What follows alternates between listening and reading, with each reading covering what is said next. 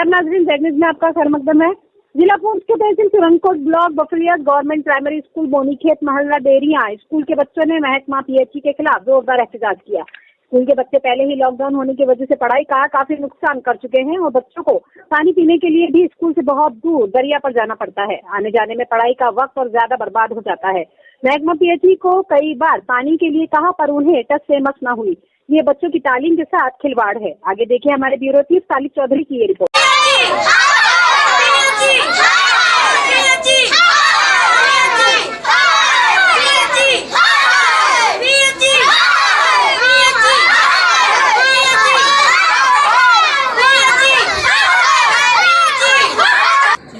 क्या बेटा, क्या नाम है आपका?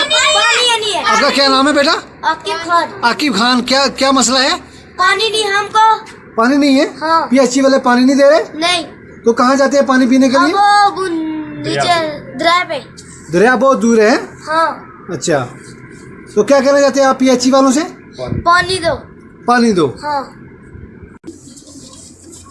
इरफान साहब, क्या कहना चाहते हैं आप? सर मेरी गुजारिश है डीसी साहब से भी, जेडीओ साहब से भी।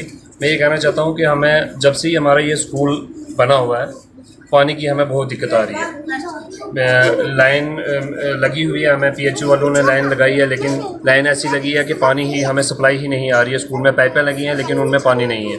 तो यहाँ से ये इतना ख़तरनाक एरिया है, यहाँ से बच्चों को नीचे भेजना पड़ता है पानी लाने के लिए।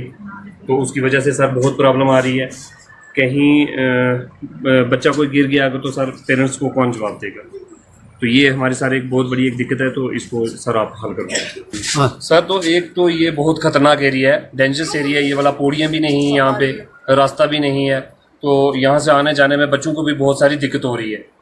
तो इसलिए सर ये जो है हमारा ये हल करवाएं आप, रास्ते का भी, पानी का भी। और ये सर आप खुद ही सर ये आगे वीडियो लगा के देख सकते हो कि कितना, अगर यहाँ से बच्चा कोई नीचे गिर गया तो सर ये कौन जवाब देगा?